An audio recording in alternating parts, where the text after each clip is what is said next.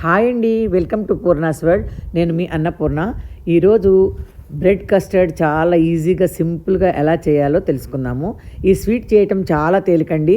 ఆయిల్తో కానీ నెయ్యితో కానీ పని లేకుండా టేస్టీగా ఆరోగ్యంగా ఎలా చేయాలో చూపించబోతున్నాను. మిల్క్ బ్రెడ్తో కానీ ఇంకా ఆరోగ్యంగా కావాలంటే హోల్ వీట్ బ్రెడ్తో కానీ చేసుకోవచ్చు.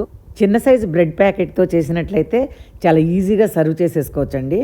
బ్రెడ్ని కట్ చేయకుండా ఒక స్లైస్ ఒకరికి సర్వ్ చేసేయచ్చు. ఎలా చేయాలో ఇక చూసేద్దాం పదండి. 3-4 బ్రెడ్ స్లైసెస్ని తీసుకొని ఒకదానిపై ఒకటి పెట్టి అంచులు కట్ చేసి పక్కన పెట్టుకోవాలి. ఒక పెద్ద సైజు బ్రెడ్ ప్యాకెట్కి 1 లీటర్ పాలతో చేసిన కస్టర్డ్ సరిపోతుంది. 1 లీటర్ పాలకి 100 గ్రాముల కస్టర్డ్ పౌడర్ సరిపోతుందండి. 1 కప్పు షుగర్ వేసుకోవాలి. తీపి సరిపోకపోతే ఇంకొంచెం కలుపుకోండి. 4-5 యాలకులు దంచి వేస్తే కస్టర్డ్ రెడీ అయిపోతుంది.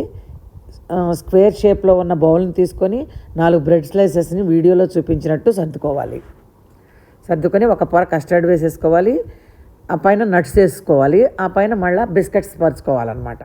10 జీడిపప్పులు, 10 బాదం పప్పులు, 10 వాల్నట్స్, పిస్తా ఏ ఉంటే అవి చిన్న చిన్న ముక్కలుగా కట్ చేసుకొని కస్టర్డ్ పై చల్లుకోవాలి. ఈ స్వీట్కి గుడ్ డే బిస్కెట్స్ బాగుంటాయండి. ఇవన్నీ పరుచుకున్నాక ఇంకొక లేయర్ కస్టర్డ్ వేసుకోవాలి. ఇలా కస్టర్డ్ వేసిన తరువాత అంచులు కట్ చేసి పక్కన పెట్టుకున్నాం కదా, మళ్ళీ 4 బ్రెడ్ స్లైసెస్ని పైన పరుచుకోవాలి. పైన కూడా బ్రెడ్ స్లైసెస్ని సమానంగా పెట్టుకున్న తర్వాత ఇంకో లేయర్ కస్టర్డ్ని 4 స్లైసెస్ మీద వేసేసుకోవాలి. తరువాత సన్నగా క్రష్ చేసి పక్కన పెట్టుకున్నాం కదండి డ్రై ఫ్రూట్స్ ముక్కల్ని, వాటిని 4 బ్రెడ్ స్లైసెస్ల మీద ఇలా సమానంగా చల్లేసుకోవాలన్నమాట. మళ్ళీ ఆ పైన ఫ్రూట్స్ వేసుకోవాలండి. ఏ ఫ్రూట్స్ ఉంటే ఆ ఫ్రూట్స్ వేసుకోవచ్చు. ఇప్పుడు బంగినపల్లి దొరుకుతున్నాయి కాబట్టి ఆ మొక్కలు వేసాము. ఏ ఫ్రూట్స్ అయినా వేసుకోవచ్చండి. మనకు మరునాడు పార్టీ ఉందనుకోండి, ముందు రోజు చేసి పెట్టుకోవచ్చు. ఫ్రిడ్జ్లో 4-5 అవర్స్ పెట్టుకుంటే చల్లని బ్రెడ్ కస్టర్డ్ రెడీ అయిపోయినట్లే. మీకు ఎలా వచ్చిందో కామెంట్ బాక్స్లో తెలియచేయండి.